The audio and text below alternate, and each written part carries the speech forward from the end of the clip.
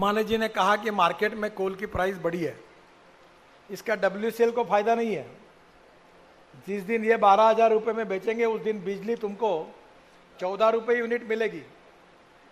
अभी तुम्हारे कॉन्स्टिट्यूंसी में बिजली मिल रही 5 रुपये 6 रुपये यूनिट में गरीबों को।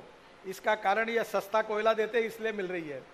तो इनके रेट कोयले के कभी नहीं बढ़ाना, नहीं तो सब तकलीफ हो जाएगी। तो ये प्रायोरिटी सेक्टर में विशेष रूप से हम सबको बिजली मिलती है और ये कोयला मिलता है, इसलिए ये मिलती है। अब ये बात अलग है कि कोयले के साथ ये पत्थर भी बेचते हैं।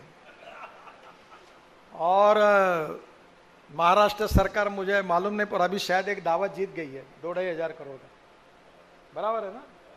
शायद अभी कोई केस जीती है, क्योंकि नासिक में और कोराड़ी में इनके स्मारक के रूप में खूब पत्थर पड़े हुए हैं और पत्थर कोयले के भाव से पत्थर भी चले जाते हैं। और ये जो इनका टेस्टिंग है, ये जो ये बोलते हैं उससे 2 डिग्री नीचे ही होता है। ये अगर 4,000 कैलोरिक वैल्यू कहेंगे तो वो 3,000 निकलता है, 3200 निकलता है, क्योंकि ग्रेडेशन सिस्टम में जो टेस्टिंग है ये होता नहीं। तो इसमें मैंने काफ़ी हायर लेवल पर बहुत बार ये बातें कि कुछ सुधार हुआ है कि थर्ड पार्टी इंस्पेक्शन करो, और थर्ड पार्टी में जो सोना है तो सोने का भाव लो, चांदी है तो चांदी का भाव लो। तो अब धीरे धीरे इसमें काफ़ी सुधार हुआ है। एक 2 दिन 3 दिन पहले मेरे यहाँ कोल सेक्रेटरी और मंत्री जी की मीटिंग हुई थी और उसमें काफ़ी अच्छे निर्णय मंत्री जी ने लिए हैं।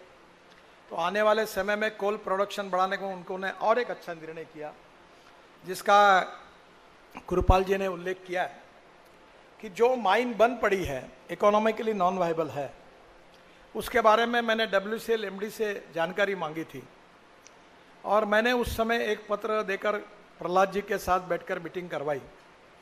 और मैंने उनको कहा कि जो आपको नॉन वायबल है, अगर कोई प्राइवेट वाला आता है तो देकर देखिए, उतना कोल का प्रोडक्शन बढ़ेगा। तो उन्होंने वो पॉलिसी लाई और अब 100 कोल माइन का ऑक्शन हुआ है, जिससे नए रोजगार निर्माण होंगे और उसका फायदा होगा।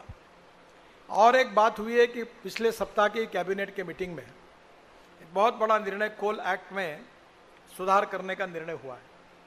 अब जो खाली जगह है उसमें कोल बेस वॉशरीज लग सकती है, वहाँ मीथेन के लिए फैक्ट्री डाल सकते हैं।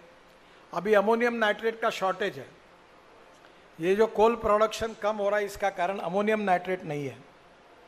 और मैंने जब इसका अध्ययन किया तो देश को 30 lakh ton 35 lakh ton ammonium nitrate लगता है और हमारे देश में 6 से 8 लाख टन ही होता है, बाहर से आता है। तो कोयले से मिथेनॉल और मिथेनॉल से अमोनियम नाइट्रेट, मिथेन से अमोनियम नाइट्रेट बन सकता है। और मुझे मंत्री जी ने, सेक्रेटरी ने बताया कि आपके क्षेत्र में उन्होंने मिथेन बनाना और अमोनियम नाइट्रेट बनाने के बारे में उन्होंने आपके इस क्षेत्र में हमने अनुमति दी है। तो मेरा आपसे अनुरोध है कि ये भी आप करिए। दूसरा, मिथेन से यूरिया बनता है जो हमारे देश में 50,000 करोड़ का हम इम्पोर्ट करते हैं।